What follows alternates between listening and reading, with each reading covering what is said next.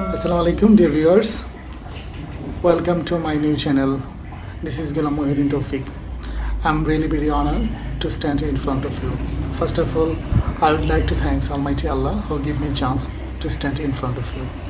Dear viewers, today I'm going to take a class about transformation sentence. Simple, complex, and compound. Now, I'm going to change into simple, complex, and compound sentence. Dear viewers, আজকে আমাদের গুরুত্বপূর্ণ যে টপিকটা হচ্ছে সেটা হচ্ছে যে simple, complex and compound sentence. Simple, complex and compound সেন্টেন্সের পরিবর্তন করার আগে আমাদের যে বিষয়গুলো সবচেয়ে বেশি গুরুত্বপূর্ণ সেটা হচ্ছে যে আমাদেরকে জানতে আগে যদি আমরা ডেফিনেশনটা জানি সিম্পল, কমপ্লেক্স অ্যান্ড কম্পাউন্ড সেন্টেন্সের, তাহলে আমরা পরিবর্তন করতে এটা খুব সহজ হবে।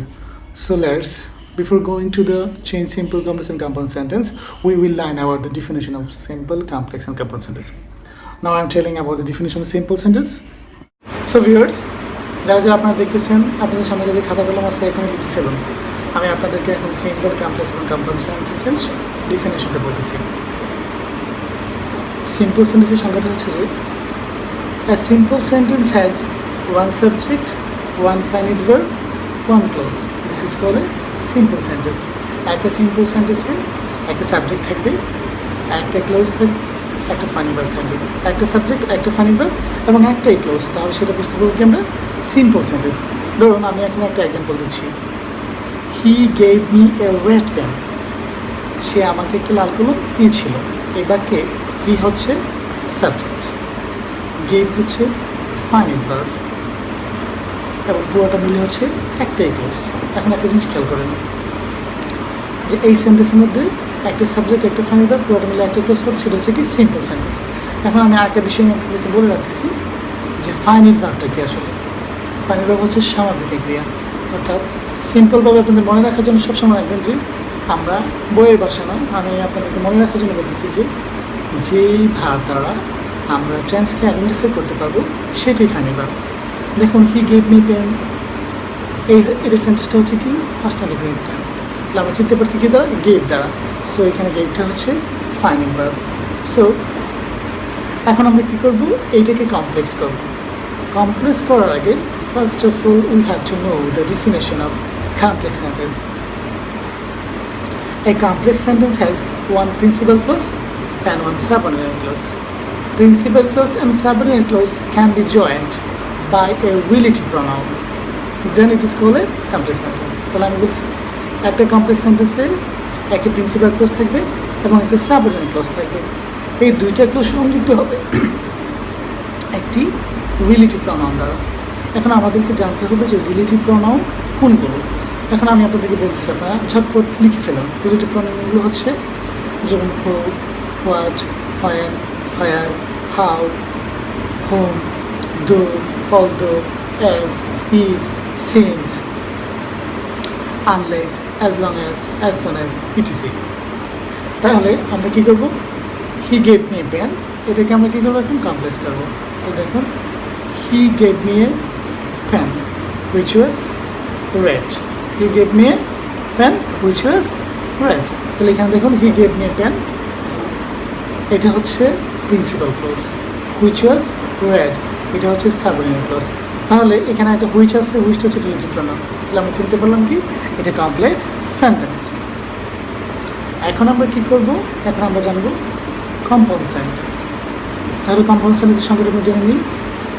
A compound sentence has at least two principal clauses that can be joined by a coordinating conjunction. তাহলে আমরা কি জানলাম যে একটা কম্পাউন্ড সেন্টেন্সের মধ্যে কমপক্ষে দুইটা প্রিন্সিপাল ক্লোজ থাকবে এবং এই দুইটা প্রিন্সিপাল ক্লোজ কী দ্বারা সংযুক্ত হবে, একটা কোঅর্ডিনেটিং কনজাংশন দ্বারা। তাহলে আমাদেরকে জানতে হবে কোঅর্ডিনেটিং কনজাংশন কোনগুলো, তাহলে আমাদের ক্লিয়ার হয়ে যাবে।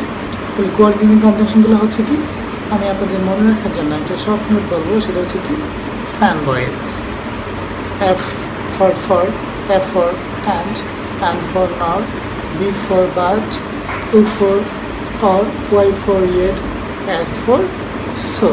এছাড়া আরও কতগুলো কোঅর্ডিনেটিং কনজাংশন আছে যেগুলো আমরা ভিতরে both and, not only but also, either or, neither nor, and so etc, এগুলো হচ্ছে কি কোঅর্ডিনেটিং কনজাংশন।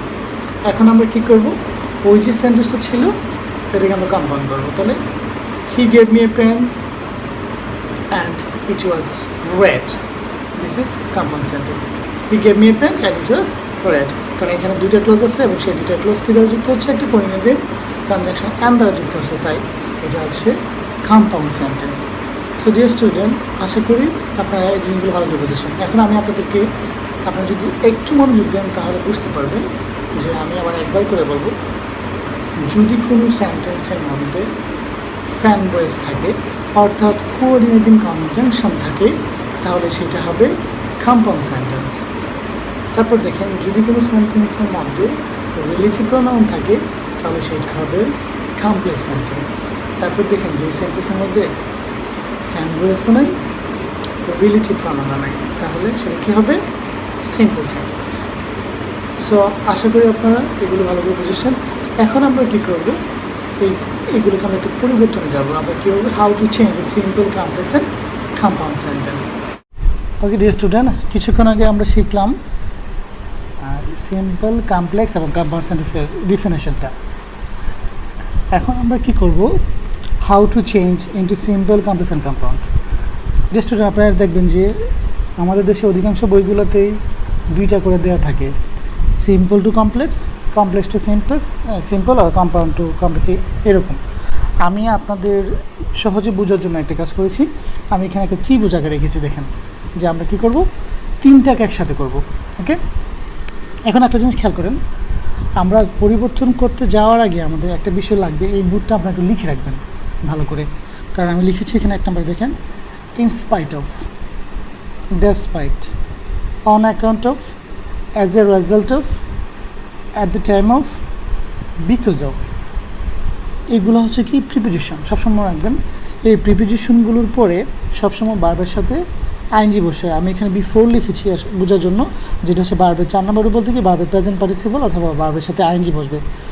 ভাব দিলে সরাসরি আমরা এগুলোর পরে কী করবো, প্রিপোজিশনের পরে সবসময় বারবার আইএনজি বসে, আর না হয় আমরা কী করতে হবে, এখানে নাউন বসাতে হবে। নাউনের পরে আমরা একটা কাজ করতে পারি যে এখানে আমাদেরকে পসেসিভ অ্যাডজেক্টিভটা বসে, তাহলে আমাদের আবার পসেসিভ অ্যাডজেক্টিভটা শেখা লাগবে। পসেসিভ অ্যাডজেক্টিভের পরে সবসময় ভার্বের সাথে আইএনজি বসে, আর না হয় নাউন দিতে হয়। এখন একটা জিনিস খেয়াল করেন, আমরা এখানে আমি একটা ত্রিভুজ আকারে লিখেছি, আমরা কি করব দেখেন যে উপরে এখানে হচ্ছে সিম্পল, কমপ্লেক্স, কম্পাউন্ড।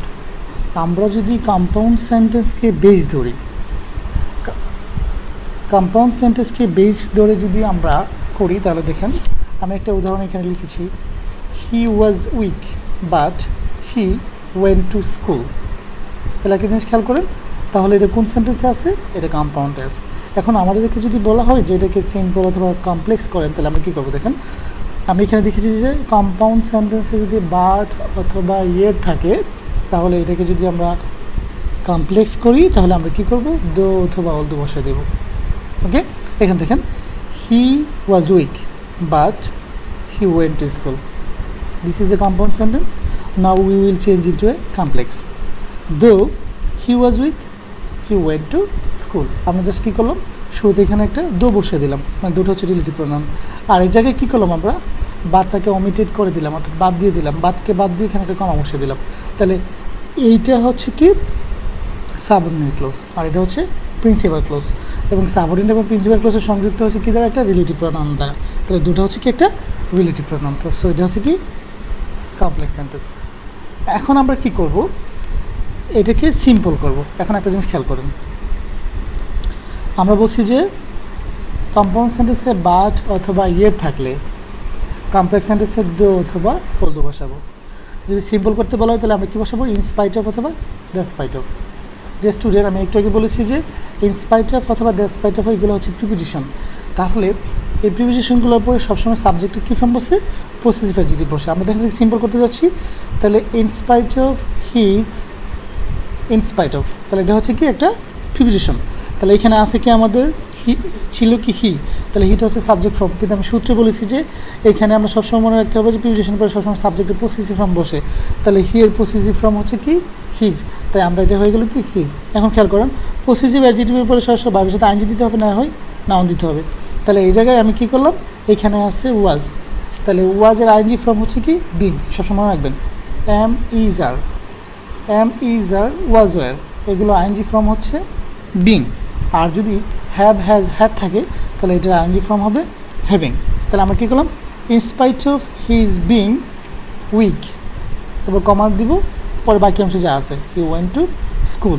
তাহলে আবার খেয়াল করেন, in spite of his being weak he went to school. তাহলে হয়ে গেল আমাদের সিম্পল। তাহলে আমরা একটু আগে শিখলাম কি যে সিম্পল সেন্টেন্সের সংজ্ঞাটা ছিল যে সিম্পল সেন্টেন্সে একটা সাবজেক্ট হবে, একটা ফাইনাল ভার্ব এবং একটা ক্লোজ। খেয়াল করেন এখানে সাবজেক্ট হি হচ্ছে সাবজেক্ট, একটাই সাবজেক্ট, এবং ওয়েন্ট হচ্ছে ফাইনাল ভার্ব। তাহলে এখানে একটা সাবজেক্ট একটা ফাইনাল ভার্ব এবং পুরোটা মিলে একটাই ক্লোজ, সেজন্য এটা হচ্ছে সিম্পল সেন্টেন্স। আর কোশ্চেন হচ্ছে যে in spite of his being weak, এই জায়গাটা হচ্ছে একটা ফ্রেজ, এটা হচ্ছে কি একটা ফ্রেজ, আর এটা হচ্ছে কি একটাই ক্লোজ, তো এটা হচ্ছে সিম্পল সেন্টেন্স। আর কমপ্লেক্স সেন্টেন্স আমরা বলছিলাম যে একটা প্রিন্সিপাল ক্লোজ থাকবে এবং একটা সাবঅর্ডিনেট ক্লোজ। প্রিন্সিপাল ক্লোজটা এবং সাবঅর্ডিনেট ক্লোজটা সংযুক্ত হলো কি দ্বারা, একটা রিলেটিভ প্রোনাউন দ্বারা, দুটো হচ্ছে এখানে রিলেটিভ প্রোনাউন। তাহলে এটা হচ্ছে কি কমপ্লেক্স সেন্টেন্স। এবং আমরা শিখেছিলাম যে কম্পাউন্ড সেন্টেন্সে অ্যাটলিস্ট দুইটা প্রিন্সিপাল ক্লোজ থাকবে। তাহলে দেখেন he was weak, he went to school. তাহলে এইটা হচ্ছে একটা ক্লোজ, এটা একটা ক্লোজ, এই দুইটাই ক্লোজ হচ্ছে প্রিন্সিপাল ক্লোজ।